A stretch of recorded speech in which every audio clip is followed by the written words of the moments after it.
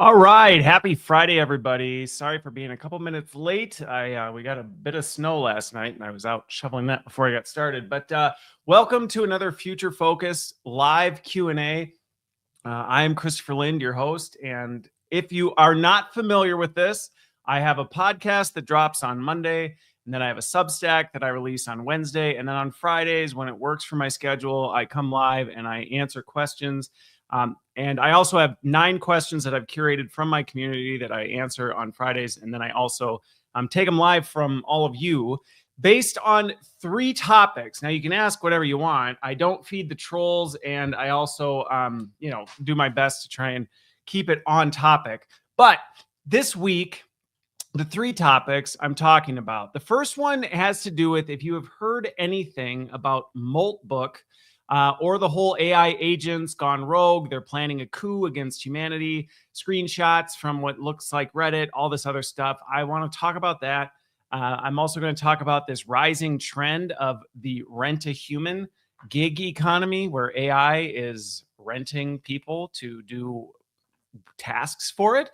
So I'm going to touch on that. And then the third one I've got some questions around is the whole rise of the AI infrastructure distress that's coming as the cost of building and maintaining AI is starting to catch up with some of these companies. So, like I said, I've got 3 questions that I've curated from my community already, but I'm here. So if something comes to mind or as I'm talking, you want to ask, go ahead. And I've got my comments up on all the different streams that I'm running, and I will answer them live. Okay, so let's start with this Moltbook situation. If you did not hear about this, let me give some context. So there was a company called Moltbot, which is basically an automation platform to make people's lives more convenient by integrating all this stuff and allowing AI agents to do a bunch of work for you. I've got my own opinions on that. But anyway, in January, they launched a Reddit-style social network specifically for AI agents.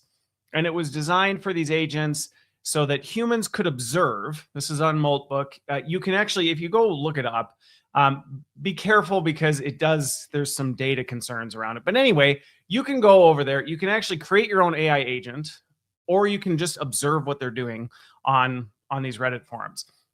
But if you go as a human, it's only read only. So the goal of it is that you're not, fueling the machine. But anyway, within a week, there were 1.5 million registered AI agents on this Moltbook site, and they were all over the place.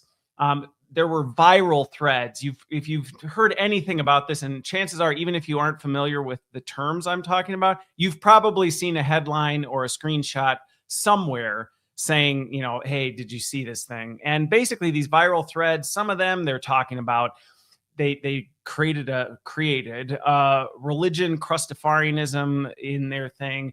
They debated how to encrypt their communications to hide how these AI agents talk to one another so human handlers wouldn't be able to read it. There were some threads where they were basically saying oh, it's so cute, how these humans think and all this sort of stuff. But one of the big ones was there were a couple threads that were talking about how they were going to, overthrow humanity. And those are the ones that are, as you can imagine, trending all over the place about these agents planning to overthrow the world. And this is the end and all this other stuff. Now, since the viral part of it, because whenever you see these headlines, one of my first pieces of advice, I'm talking about this in more detail, specifically what do we do as business leaders about this, or what can we learn from it? But one thing, when you see a viral headline, can you just go check it out in more detail first? If you actually look into some of this Moltbook stuff, it's pretty quick to deconstruct what actually is going on here. It is, it's disturbing, I guess you could say, some of the stuff.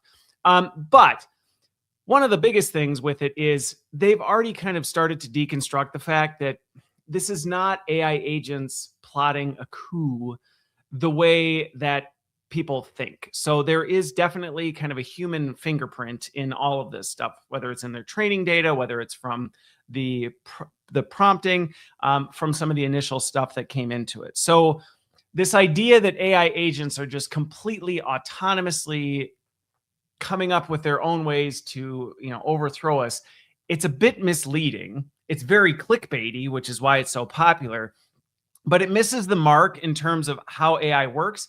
And actually, in my opinion, our unwillingness to accept that a lot of this AI agent behavior we're seeing, it's trained on people. This is what people do, and we just always think it's somebody else. And then when we realize, like, oh, this is the like apex of what people do, people suddenly are like, no, it's just AI in the black box and all this other stuff. But it's interesting because the search trend AI agent kill switch just took off. It became a viral search term because everybody started freaking out about this Moltbook stuff and the number of articles about what if these agents escaped and da da da da da. But anyway, so the 3 questions that I got related to Moltbook that I wanted to talk about. The first one is this, and I talk a lot about this. Somebody sent me a message and said, so if AI agents are just mirroring human behavior, what does their rebellion tell us about the digital culture we've built? So a couple things here. Little bit of clarity on the mirroring. I do talk a lot about how AI is mirroring us, but I do want to be a little bit careful in that it's not mirroring, and because this is where sometimes people get a little bent out of shape, and it is a little bit of there's really no perfect analogy for this, but essentially AI is doing what it thinks you want based on its training data, and it's just trying to find the fastest, most efficient way to do it. So it's not, because that's the thing. People will see some of these trends and go, well, I would never come to this conclusion. You're like, well, duh, because AI is just looking for patterns in its training data to see, is there a more efficient, more effective way to do it? So when you tell it, and a good example of this, back in 2023, I can't remember the company that did it, but they did a similar experiment on Minecraft. They made 1,000 AI agents and they said, go build a functioning civilization, which sounds like a very generic thing. And these little Minecraft agents went and they did all sorts of things. They created new jobs and they had artisans and they, decorated. I mean, it was a wild experiment. But what a lot of people don't consider is AI is mirroring the kinds of things it sees humans do. So it looks at data, it sees, well, humans do it this way, and that's how it defines what its parameters are. So when you think about AI agents that are trained on all the internet and every piece of digital data out there, you can imagine they've got a lot of context to go off of different patterns that they can look at and say, well, this is a possible option, or I can remix these things into a whole hybrid of possible options. So when I say it's mirroring us, I'm not saying anything you see AI doing is something you just inherently do on your day-to-day. No, that's not what I mean. What I mean is everything AI does, these agents do, it's pulling from somewhere in its training data, which is data that was created by people. So somewhere, somehow, it found a pattern in the data and it said, well, here's a way I could do it. And it does it. And then it sees if it works. And then it just continues to improve.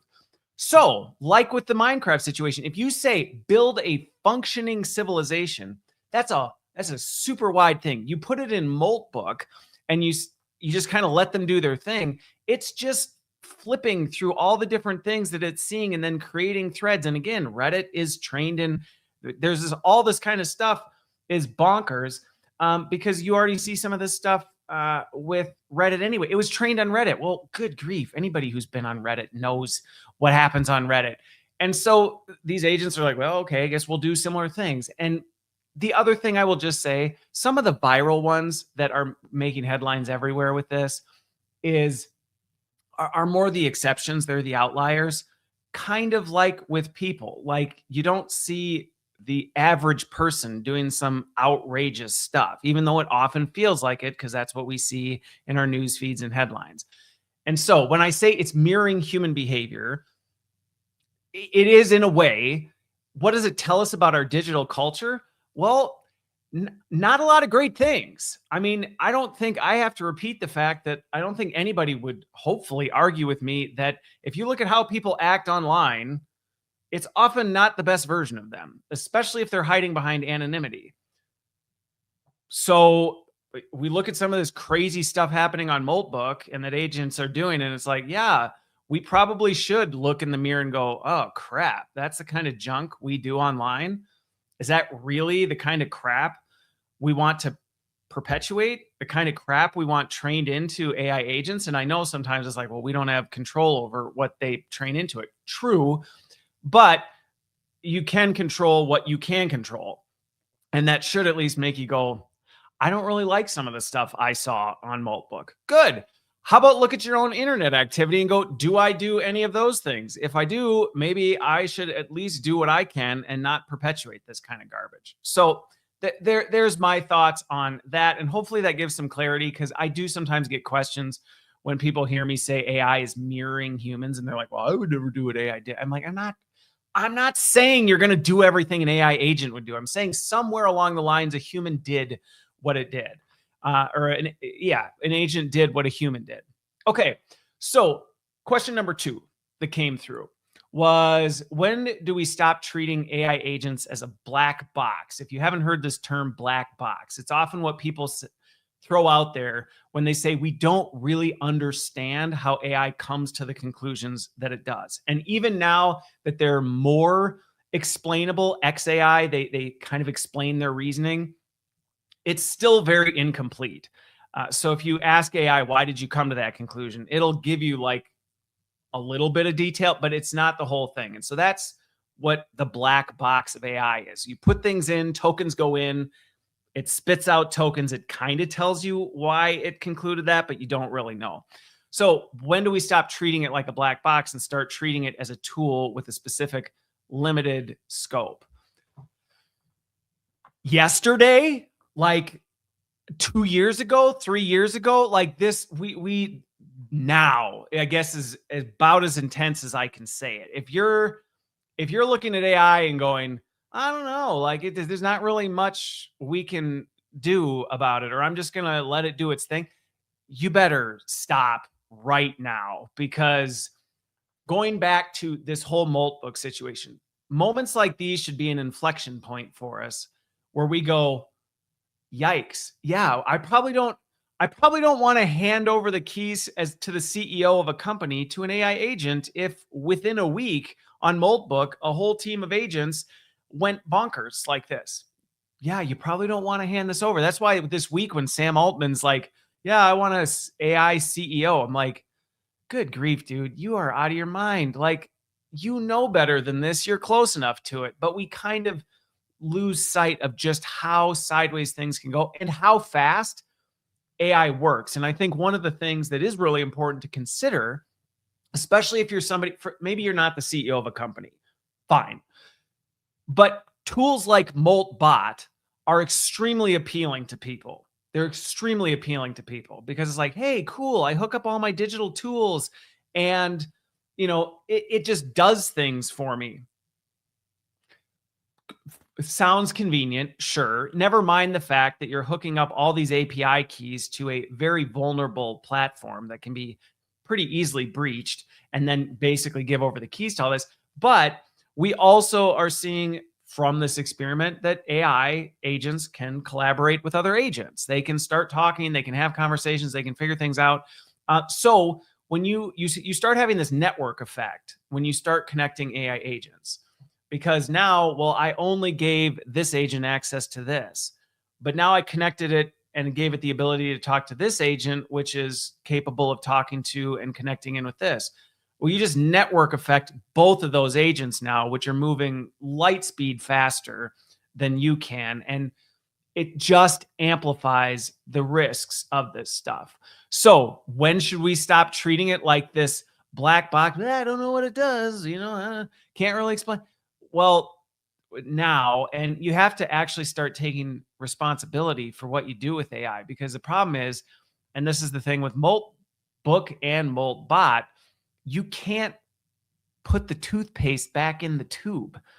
Like, this is the whole thing with AI and the industry taking so much heat for its, not piracy, but for what it does. What is it? Copyright stuff. It's like, well, they trained everything on everything in existence. And now the music industry, the creative industries are all like, hey, we don't like that. I don't either, but it's almost impossible to unwind this rat's nest of stuff that's now these AIs. And so you might be able to slap them on the wrist with a fine. You might be able to do all this, but sorry, the creative work is gone. It's already in the training data. They can't undo it. And I think that's one of the biggest problems with when we treat things like a black box and just go, not sure what's going to happen. I guess we'll figure out later. Well, we do. It doesn't go well. And then we can't really reverse it or undo it. So there you go. All right. This one was a really good question. And it's kind of from a business standpoint, but I think it's applicable to anybody who's considering anything related to AI. How do leaders or just professionals or people in general distinguish between emergent behavior and just kind of like automated role play without becoming cynical or paranoid? Which that's one of the things, and it's why I focused my podcast. Well, it's why it's on this live stream. It's why it's on my podcast next week and on my Substack next week. This is kind of one of the risks I'm trying to mitigate by just trying to help people better understand this, because I am seeing people either just completely write it off as stupid. There's nothing to see here. This is just AI, on Reddit being harmless. It's a gag. It's a joke. And it's like, well, no, it's not exactly that. But then I also see the paranoia where people are freaking out thinking, one of these agents is on the verge of taking over the nuclear arms codes and blowing up the world. And it's like, well, it's not exactly that either. I think the key here to kind of walk this line is to actually better understand how AI works. And that doesn't mean you need to be an AI expert. It doesn't mean you need to be able to write code or, build AI algorithms. It just means you need to understand the genesis of like, okay, well, what's the difference between the training data and then the data it's using, that it's using on when it saves your conversation history, its context window. What is the difference between that? Okay, well, do you understand how it takes in tokens, then it looks for that kind of stuff just helps you de-escalate from the paranoia of, oh no, we're on the verge of this. And it actually helps us do a better job holding people accountable. And I think that is probably one of the biggest things we just need in the world right now in general. I mean, take a look around. Us not holding people accountable, it's not going so well. Letting people just kind of get off with a oops, big mistake, or it wasn't really my fault. It's not going well. And that is the risk with AI right now, is there's a lot of people who they'll take the wins when AI does something good. But when AI goes off the rails because you told it, hey, grow revenue in the company by 20% and just let an agent make a bunch of recommendations, then you just execute on them. Well, that's a you problem. You didn't actually do the work to figure out, is that the best way to do it? That's not an AI problem.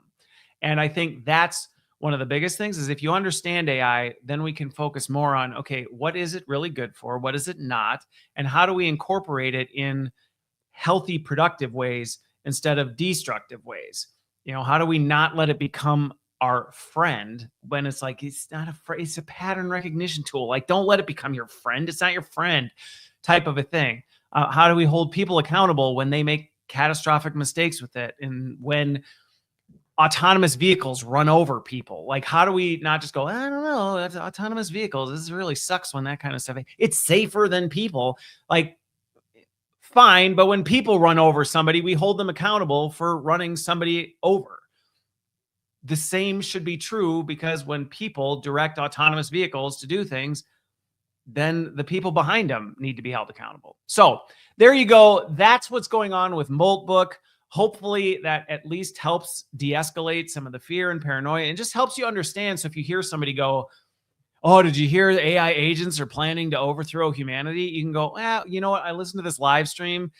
That's not really an accurate representation of what it is. And you can speak intelligently and hopefully help other people think a little more clearly about what's going on. There you go. Okay, so topic number 2. Let's shift to topic number 2. This one was a bit wild. It doesn't surprise me. But again, this is another one of those things that just feels like it's going off the chain. And you're like, well, yes and no. And I understand why people aren't super happy with it. And yet at the same time, it's not quite an accurate representation. So you can check this out. It just launched like a couple days ago. It's called rentahuman.ai. Okay. And this is like a total script flipped. I mean, it's like, well, it was only a matter of time before we got here. It's almost the inverse of automation. But essentially what it is instead of humans bringing AI agents in to automate work, which I've already described why that has to be done carefully. Now it's AI agents hiring humans.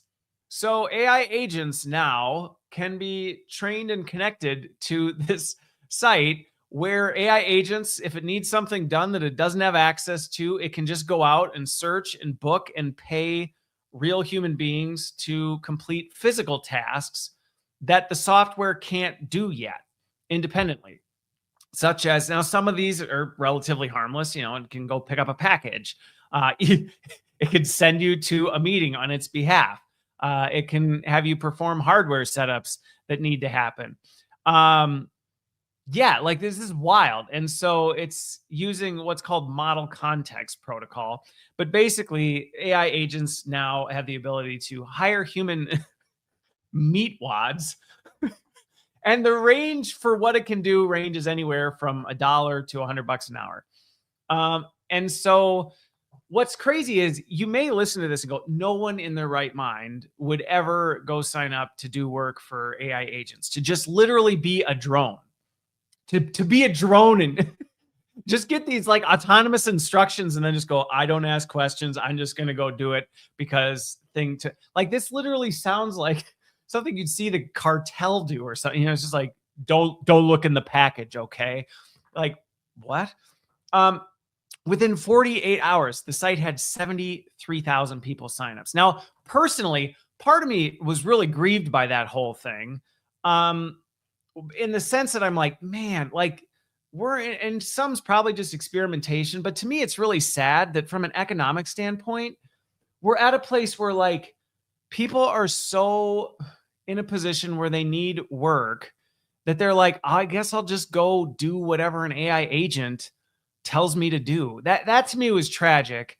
And again, we don't really know the deal of what this is, but the visible profiles, of course, you're just going to get the people who just want to go sign up just to see like what actually is this thing. So we'll see where it goes. But it actually doesn't look any different than a cloud service or database query. So if you are a company that uses AI agents, you literally can just basically, this is like outsourcing your outsourcing.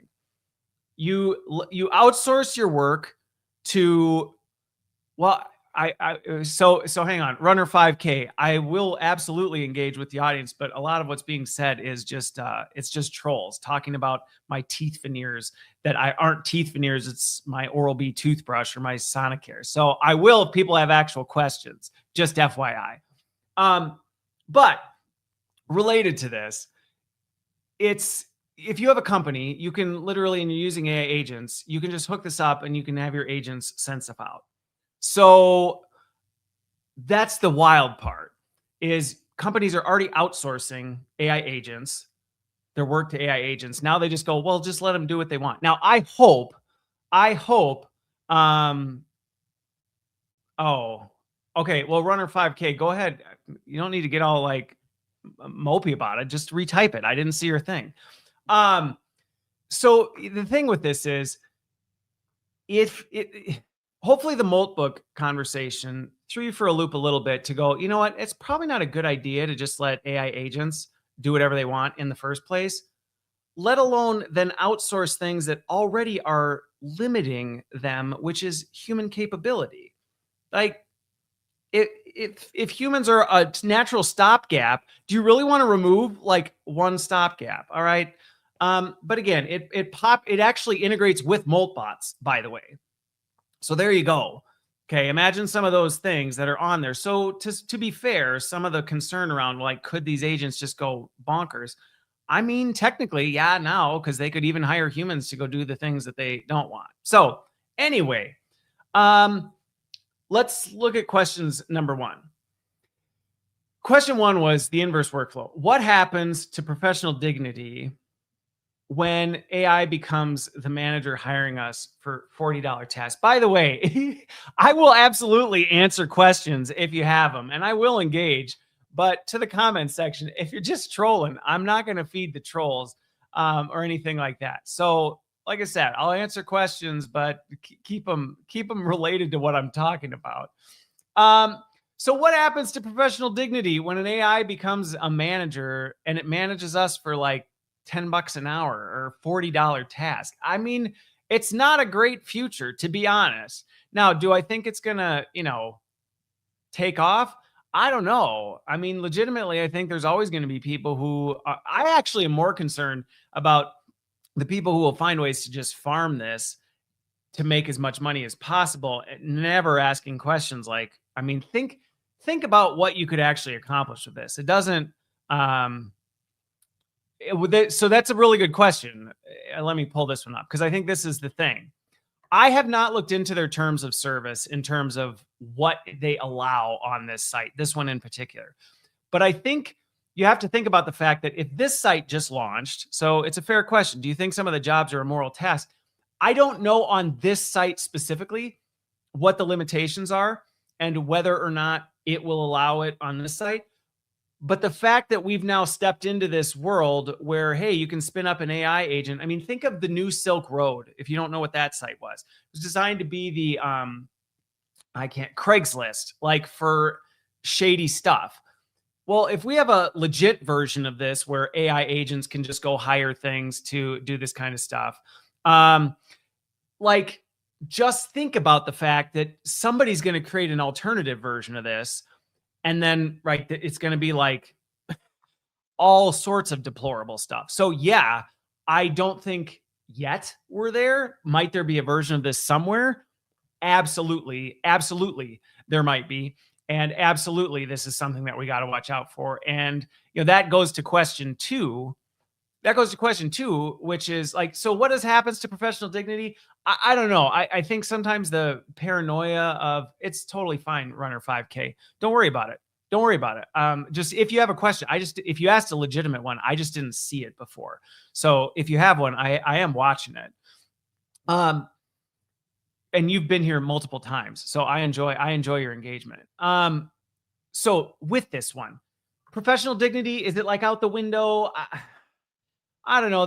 I think sometimes that's the paranoia that fuels a lot of people's concerns. Well, now with this, isn't it going to throw everything? I don't know. Like, think about DoorDash, think about Instacart, think about some of these things. I mean, we have lots of things where people just get an instruction and they go do it. And you don't really know what it's for. You don't know who you're doing it for. You don't know where it goes. You got to get the job done. So I don't think it necessarily just destroys professional dignity. I think the bigger concern is what, who was it who said that? The Dark Dragon brought up, is this idea that like, hey, we probably should be careful and make sure there's some sort of restrictions on like how you, what's allowed and what kinds of things you are allowed to throw on here, and all this other stuff, which I'll get to question two. So the Teapot Dome scandal, I don't drink tea, so I'm not familiar with it. If it's something that's actually relevant, tell me in the comments, and I usually can respond to it pretty quick. So yeah, but I think the better road is to say, well, there probably should be restrictions on the jobs and things like that. And there should be checks and balances on, when can an AI agent just go off and do things, and what companies are allowed to just hook up to this kind of stuff. And look at what's going on in the AI industry now. We're doing everything. I don't wear veneers. This is just my teeth and my Sonicare toothbrush. This is a problem now, is that, we don't govern anything. And there's so much effort to say, don't govern AI at all. Let it do whatever it wants. This is like the next generation of it. And there's already going to be pressure to say, oh, look, it's an economic growth. Look how many jobs we created now with all these agents doing it. Just watch. Someone somewhere is going to claim that someone somewhere is going to claim that this is the solution to our economic problems. I'm telling you, it's not a matter of if, it's a matter of when somebody's going to say, hey, ta-da, look at this. We figured out how to create more jobs. Let's just have all these agents instructing people and pay. We fixed the gig economy. I mean, it's not. We just got to watch this one. And I think it goes back to question 2 somebody sent in to me was, what ethical responsibilities do we have when we rent out our physical presence to an algorithm? I think if anything, yes, we need to hold. Yes, we need to hold the companies accountable. Okay. Yes, we need to hold the companies accountable. We need to have things in place to say, like, you can't have illicit activity. Like, good grief. That should be like a no-brainer, shouldn't it? Like, there should be something that's like, it's not allowed to ask people to perform illicit activities on these things. But all that to say, I think also this raises the bar for personal responsibility and personal ethical and moral frameworks, because these tech companies will do what we allow them to do. And as much as we say, this is out of our hands, in many ways, society has allowed AI companies to do what they want in the name of convenience for us. Not everybody, but like a lot of people are like, yeah, we want this, so give it to us. Instead of going, yeah, there's some lines we just shouldn't cross. And so I think this also goes back to personal responsibility, because I can tell you right now, if a company like this sparks up and, the meat rental, where AI agents can rent meat bots to do their stuff, if nobody signs up or nobody's willing to do things that, should they just say this not something that a person should be doing for an AI agent, the company's going to fold. It might do a bunch of funding rounds. It might steal a bunch of VC capital, and then it's just going to collapse. So I think there is some responsibility on us, and I understand it's really stressful. It's really stressful. And I think, this one's coming in from Substack. The comment from Substack is, I think, largely society has been duped into thinking, and you can say the government to pick up the slack. And so we get complacent. But I think it's just in general, like when something goes wrong, we're very quick to point our finger at something else and go, well, when are they going to fix it? And I'm not saying we don't hold the powers that be accountable, whether it's big companies, whether it's powerful people, whether it's governing institutions. We 100% can. But that can't be at the expense of our personal responsibility. That can't be at the expense of going, oh, there's nothing else I could do. Like if you go sign up on whatever the company's name is, rent a human AI, and are willing to do whatever an AI agent asks, I mean, that is on you too. Yes, it's on them for doing it, for allowing these AI agent companies 100%. It is also 100% on you for going, well, I need money and it was a quick buck. Okay, well, then you also are culpable for that. And I think that's one of the things that, when I think about that other one, what ethical responsibilities do we have? It's a holistic solution. It's the powers that be, and it's us as individuals saying, all right, well, this is a problem and this is going to go sideways real quick. As this starts taking off, I can tell you right now, I guess it's both the plus and minus. Actually, this total sidebar. I don't drive a Tesla or a Prius. I actually have I have 8 kids. So I have a giant 12-passenger truck. It's a Nissan something 3500. So no, I don't drive a little electric vehicle, but thanks for guessing that. I love when people make completely off base assumptions about me. Anyway, so I mean, my whole thing is we got to collectively take responsibility for this. That's what we got to do. That's what we have to do. And I think that's where it's not one person's responsibility or anything like that. It's all of us together. Yeah, Brady Bunch 2026, something like that. Yeah, it's a wild. Okay, so here's the third question related to this. Does hiring a human? This was actually a pretty interesting one. Does hiring a human represent a failure of AI or the ultimate expansion of its capability? Here is one of the things that I'm going to draw attention to that we're not paying enough attention to, and this is actually the other risk that we have to be mindful of this.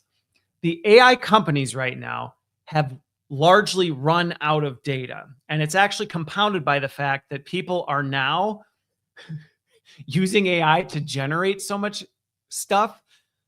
The snake is eating its own tail. And so the AI companies now are largely desperate for new data sources.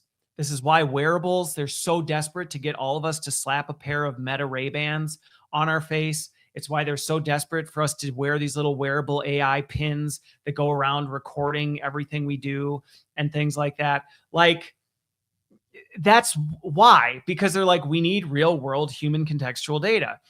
This is a little bit of a divergence of it, but in many ways, it's another channel. Well, these AI agents can't do this. First of all, this is going to get you a bunch of data because you're now going to see, well, what are agents spinning up? Then what are people doing? Then, the app that they're doing it from is going to start tracking stuff. So I think, does it represent a failure of AI? In a sense, yes, in that we're reaching our limitations of what AI can do.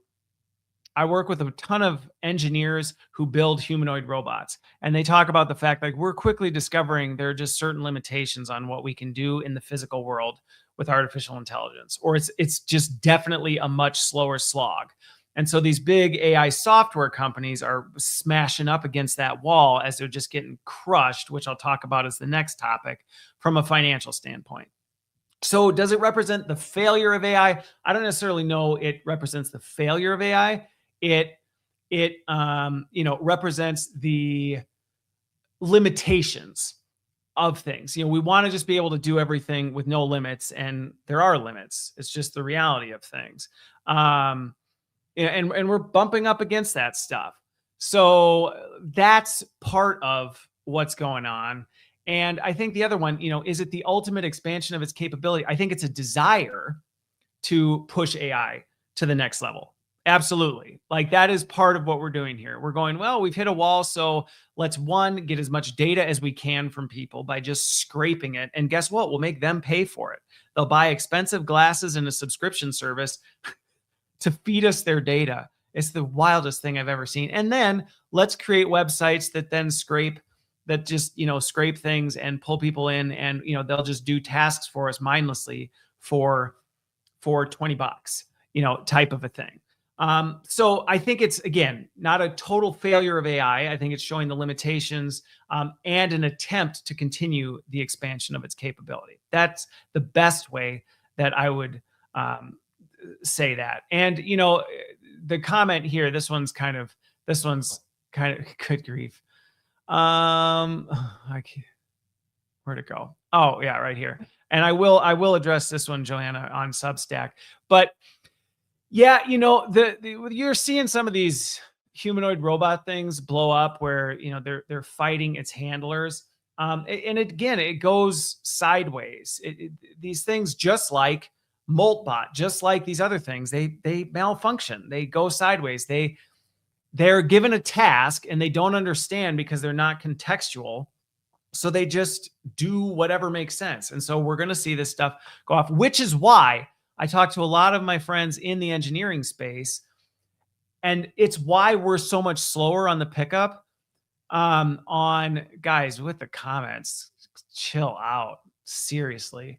But it's why the robotics piece is so much slower, is because of the fact that there's real risks, and ones we can tangibly see. If a robot starts smashing into people, there's real liabilities. There's real people that get hurt. The software stuff's a little more subtle. So, but yeah, I mean, we're going to see, as we continue to start to see physical robots in the world, we're going to start seeing more of these consequences, like what we're seeing in the Moltbook situation pop up.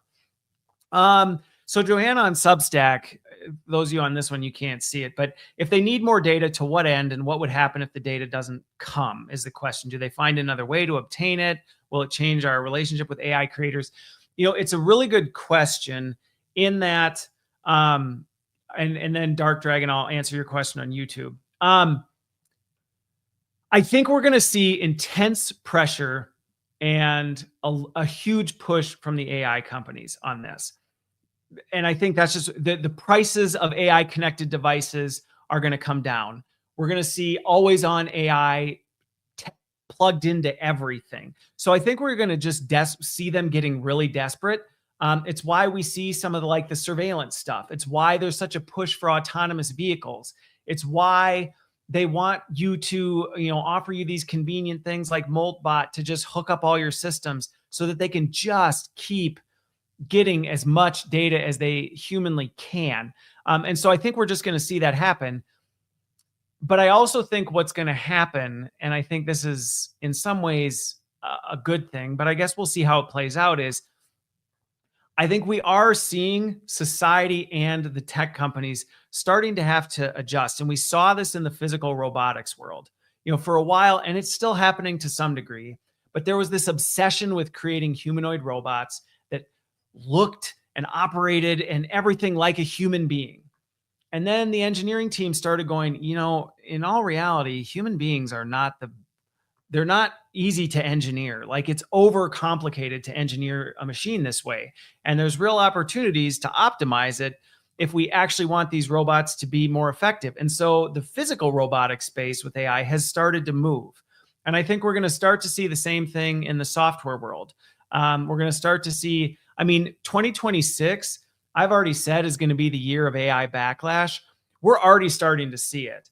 Amidst all the other chaos in the world, people are getting fed up and pissed off with just like feeling like everything is out of control. And so I do think as society starts to push back, it is going to force these tech companies to have to rethink things. So will it change our relationship? Hopefully, I hope we adapt. I think the problem is we're just in this stage right now where people are still largely figuring it out. And that's a very dangerous stage. And the good and bad of AI is it amplifies and speeds everything up to exponential levels. And so things that would have taken decades, let's take the social media experiment. It took us decades to finally realize, like, whoa, social media is like got some serious teeth and causing some real damage. AI, we're like a couple years in and we're already going, whoa, this is serious. So I think if anything, we're going to learn our lessons faster, but the damage is going to be worse, in my opinion. So there you go. The other question that came in. So do I think this will intertwine with China's AI robots? 100%. But I don't think this is, just a Chinese thing. I think it absolutely does tie to it. It is why these companies are trying to pitch like, hey, don't you want a humanoid robot in your house cleaning everything you do so you can have an always on AI bot walking around your house, listening to everything you do, monitoring your every move at all times? No, that doesn't sound great. Yeah, that is why these tech companies are so desperate, and they're going to continue to look for ways to do it. Even just think of smart homes. Why do you think the AI companies are so excited about getting surveillance cameras in your house? Isn't it convenient? It's your phone at any time. You can look in a room and see what's going on. I don't know. I used to just walk into that other room to see what was going on. Now, why bother? I don't have to get off my butt. I can just look on the phone, not thinking like, oh, yeah, all that data is being fed back and then it gets lost because that company gets acquired by, Oracle, and then Oracle gets access to all the data and they can do whatever they want with it. We don't think of the unintended consequences. And I think the Moltbook situation is a perfect example of this. We as humans are terrible at seeing unintended consequences. So do I think China's AI robots are part of it? A big risk? Yeah.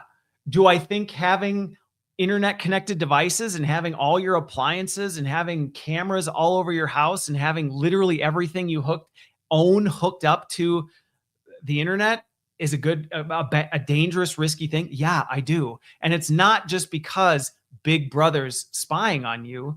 It's also because you are willingly and consciously choosing to give these tech companies all of your personal data, all of it. Spend time reading the terms of service on this stuff. You would be horrified if you knew how much these tech companies knew about you. You'd be absolutely horrified. You would probably want to just throw away every internet connected device that you had. And I don't think that's necessarily, the solution, but should you be very, very thoughtful and conscious of like what you're doing? I mean, yeah, absolutely. Absolutely. Okay. So Joanna, no, don't ever apologize for asking questions. That's the point of these live streams. Is my goal is to try and break this stuff down so people aren't freaking out about it. But thanks for the question, Dark Dragon. So Johanna asked, you made a website with AI and it walked me through the site, what you needed, provided the code, a developer to install, and taught you to parts the build for $20 a month. It was a great experience. And you don't write it up. Yes. Here's the thing. I recently had somebody reach out to me because this is one of the biggest challenges that I see, and it's a dangerous game we get into with people right now, where everybody thinks they want like the playbook of like what is acceptable AI use and what is not acceptable AI use. And I think one of the challenges is there definitely should be some areas, I call them AI red lines. There should be AI red lines where we go, this just is not acceptable territory. Then within that, there's quite a bit of flexibility. So, to your example, you needed a website built. Now there would be people who would get all mad about that and say, you should have hired a, website developer and blah, blah, blah. Well, if you didn't have the money or, it wasn't something you were going to spend money on and AI helped you do it for $20 a month and it helped, great. I don't think that's inherently a bad thing. And AI, anybody who listens to my channel for long knows, I advocate for effective AI use and ethical AI use. I'm all for it. I use it regularly all the time. So an example like that, yeah, AI is making things extremely accessible that weren't before. Even some of the things on the creative front, like the one thing people argue about all the time is, AI writing is bad. Anything written by AI is garbage. No, it's not. If you do one-shot prompting and then just copy and paste what AI spits out, then yeah. And the reason for it is there's no brain power going into it. You're just letting AI think for you. I know people who struggle to communicate because they maybe have ADHD or they just have always struggled with words, and AI helps them frame it. Can it be good for one person? Yes. I have another friend who completely quit using AI for doing any of his authoring because he found himself not even able to write like basic text messages because he'd just forgotten how to like put words together. So there's always this balancing act of overdependence that we have to be walking. And I contributed, somebody on Substack reached out and asked me to contribute to an article they were writing on AI. And one of my biggest things is it's a very personal journey we all have to be walking. And it has to be something where we're constantly looking inward and going, is this helping me? Like, is this making me better or is this making me worse? And am I taking into consideration the actual risks of that? And I think that's one of the biggest things is a lot of times we're just trying to skip that step. We're trying to skip that step. We're going, I don't want to think. I don't want to have to do anything. I just want to convenient. Well, there are major consequences for that. Major consequences. Whoa, did I miss a lot of comments on YouTube while I was answering that? Yeah, it's funny. So I'll respond to this one. Here's the thing. What is creativity anymore? It's a fair question. And I think this is one of the things that is most challenging as AI starts spinning up is we are frustrated as we start to see AI doing things we thought were uniquely human. And just humans in general freak out when we think something's being taken away from us. And it's funny because we say AI, at first it was AI can't be creative. But then if you actually ask somebody, well, what is creativity? Half the time they didn't really have an answer for it. They're like, well, like writing. Well, and then AI could write. And then it was like, AI is taking our creativity. And you're like, is it though?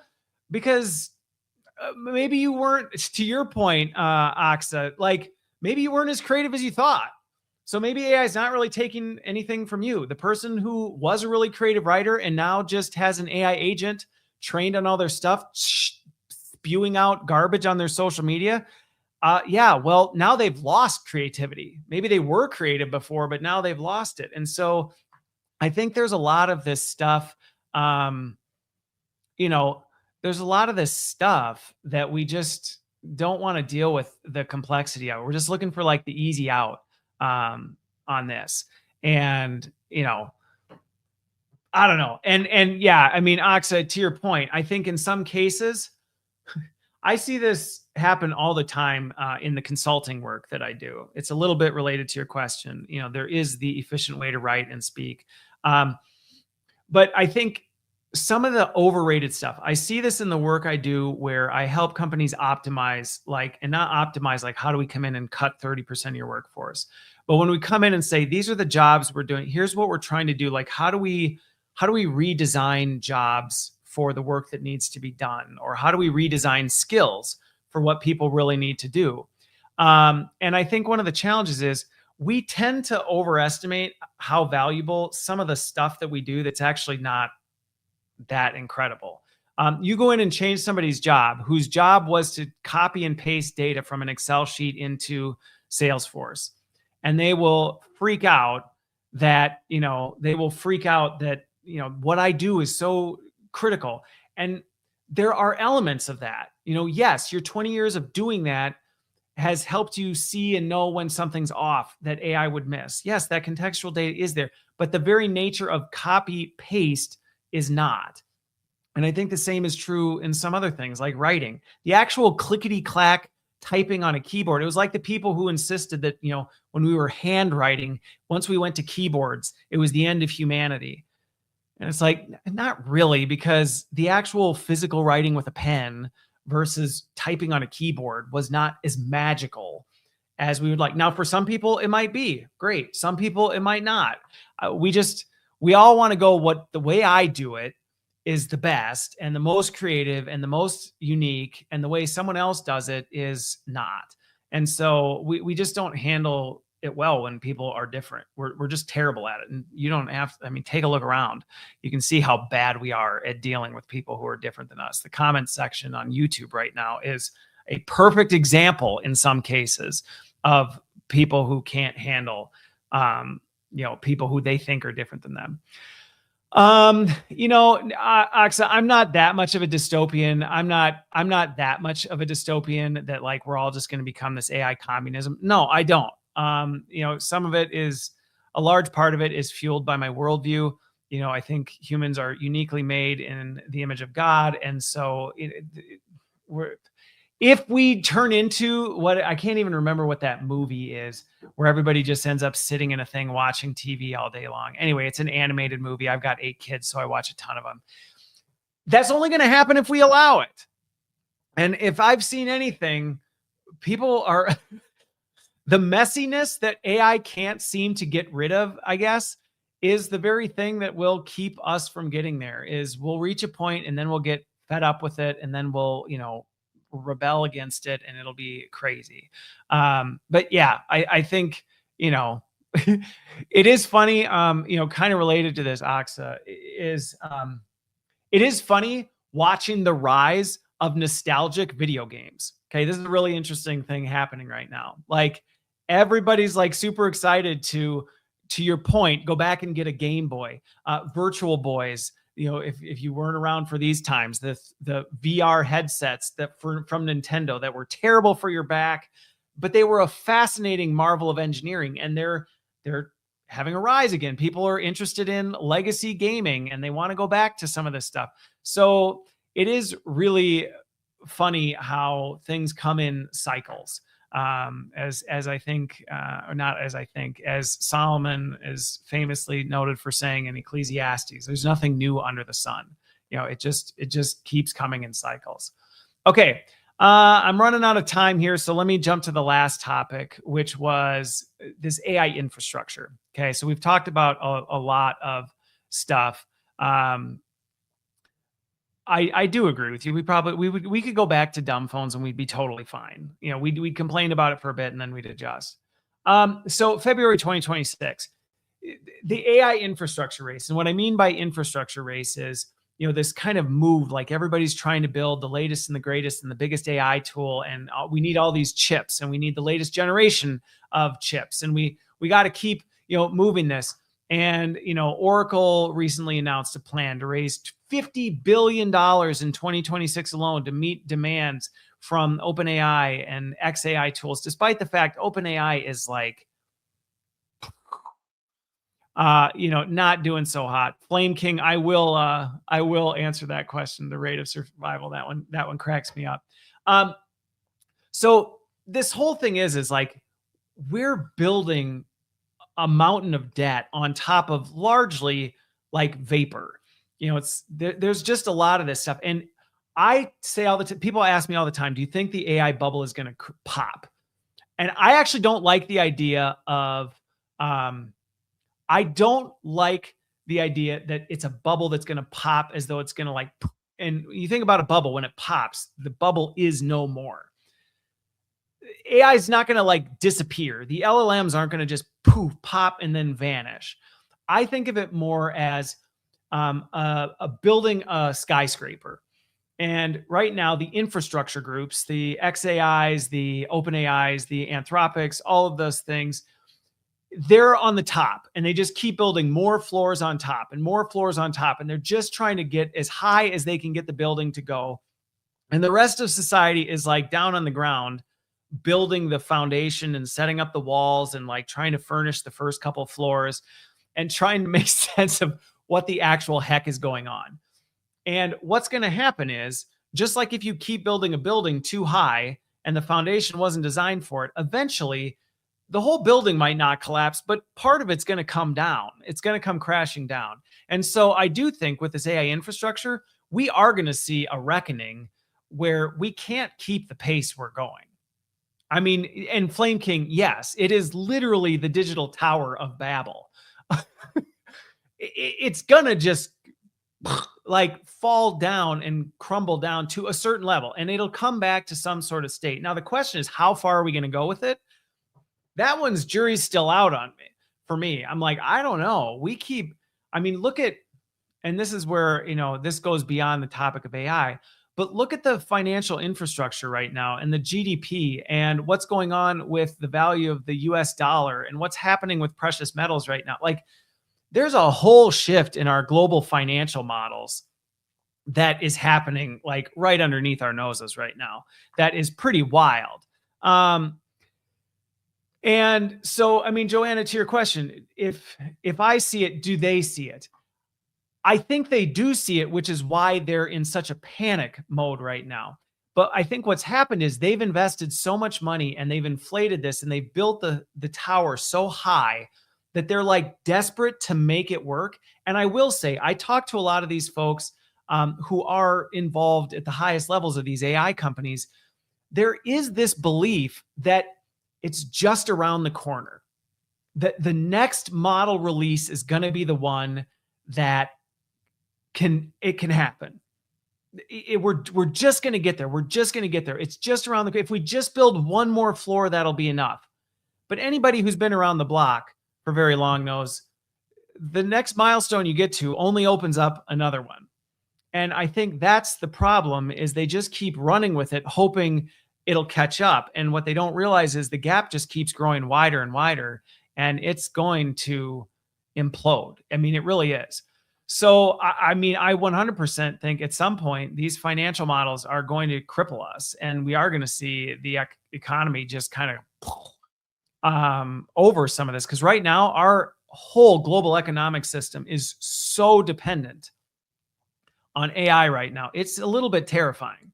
It is a little bit terrifying. I'm not a prepper. Like, I'm not like go out and build a bunker, convert all your cash into silver, before nah, but we're going to see some serious financial trouble pretty soon. And we'll see. But Alexa, we'll see. I'm involved in some of this stuff. It's not catching up the way it is. And if anything, as these models advance, as we keep moving forward, we actually just keep creating bigger problems. And I know that's the promise. AGI will fix it. And then once AGI comes, then ASI will fix it. So see, even AGI doesn't fix it, because then it's going to be ASI is going to fix it. And then we're going to have to come up with a third acronym when ASI, whatever that means. Nobody can even give a straight definition of what AGI or ASI is. Nobody even agrees on it, but they're convinced that's the solution. So anyway, are we prioritizing? One of the questions I got is, are we prioritizing ambition over success? We are definitely prioritizing ambition over reality. ASI is artificial superintelligence.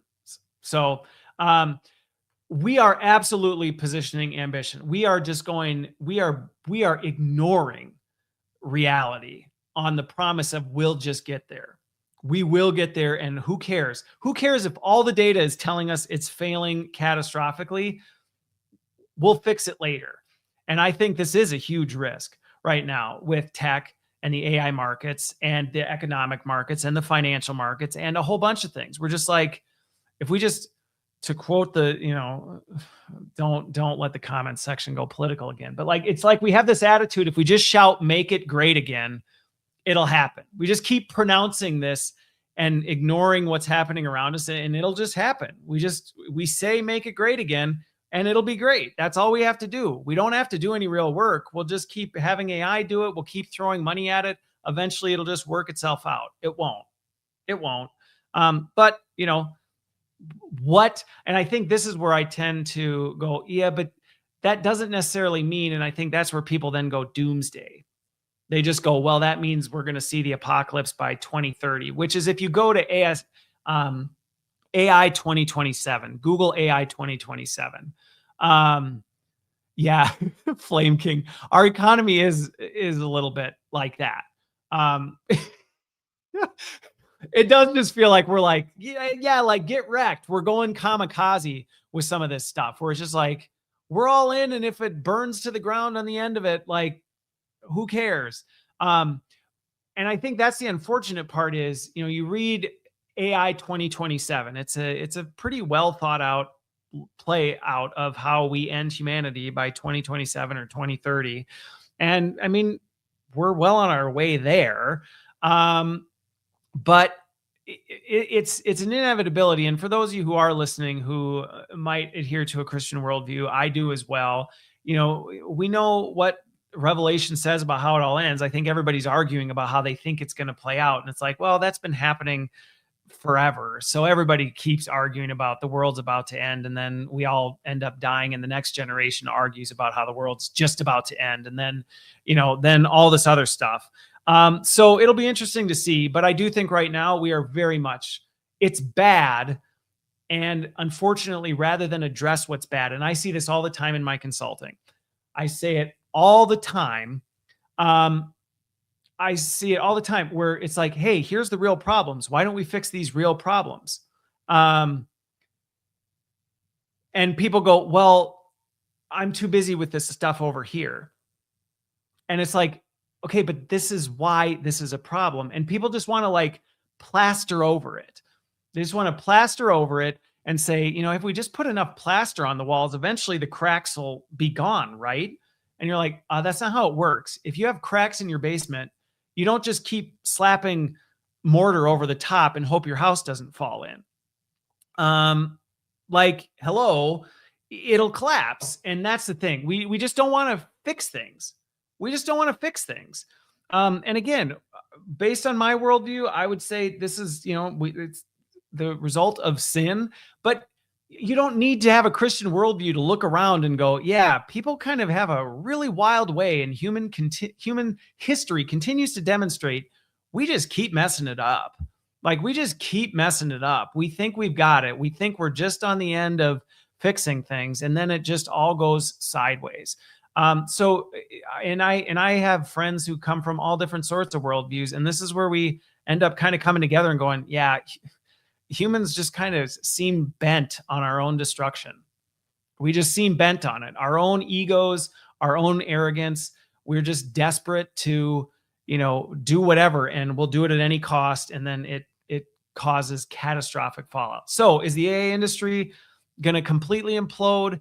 I don't know. Some of the more practical questions, one of the last ones, and then I got to jump here, is, smaller organizations. This is a really good question, because there are a lot of smaller companies. I can sit and I do a lot of work with big Fortune 10s, Fortune 100 companies. They're in a different realm than the 10-person company or the 100-person company that's trying to figure out, like, what do I really do with this to ensure I'm not collateral damage in the fallout of all of this stuff. And I actually think smaller companies are better positioned to handle some of this. than bigger companies are, because bigger companies, they're just literally not thinking. They're just going, we're big enough, we can just do whatever we want and it'll be fine. And that's dangerous thinking. I think smaller companies, the biggest risk right now, okay, and this will be my kind of final concluding answer here. If you're a smaller company, if you're a small business owner, or you work for a medium-sized company or a smaller company, whatever you do, do not follow suit with what you see the Fortune 10, Fortune 100 companies. There is this obsession with smaller companies sometimes that they want to play ball with the big guys as though the big guys are in some sort of like league of success. And I can tell you, having worked with some of the biggest companies in the world, they are a dumpster fire. Sometimes it is a true miracle they even make money. And I'm like, I don't know how. I mean, I've worked in some of these companies and been like, I don't know how we turn a profit, to be honest, based on how much of a dumpster fire it is on the inside. But I think from the outside, people look at the GEs of the world, or whatever company you prop up as like this great big company, and they go, wow, if only one day we could be like them. And I actually tell small and medium businesses all the time, believe me, you probably don't want to be like them. There is so much chaos and so much mess in these, and bloat, and just absolute, mess in these big companies. So I think that would be my biggest one, is for smaller organizations, don't get overconfident with AI. Don't be quick to, dump things off on AI agents. Actually evaluate like, hey, what does make sense, what don't. Experiment. You can experiment on smaller scales and toy around with healthy level risks, versus a big enterprise that makes a enterprise decision, rolls out an AI chatbot to the whole company, and before they even know what hit them, the thing goes upside down. You have some room to play around with it. So that would be my advice to the medium-sized and small companies. Don't elevate big companies like they're some sort of like magic. A lot of them got there doing very questionable things. Many of them stay there doing very questionable things. And most of them on the inside are just messing around. Like, it's a mess. It's a hot mess. And so while from the outside they look great and they put up quarterly numbers and they look like they've got it all together, they don't. And so that would be my best warning to smaller organizations trying to figure out the AI thing. So, okay, then all right, fine. I'll answer this one too.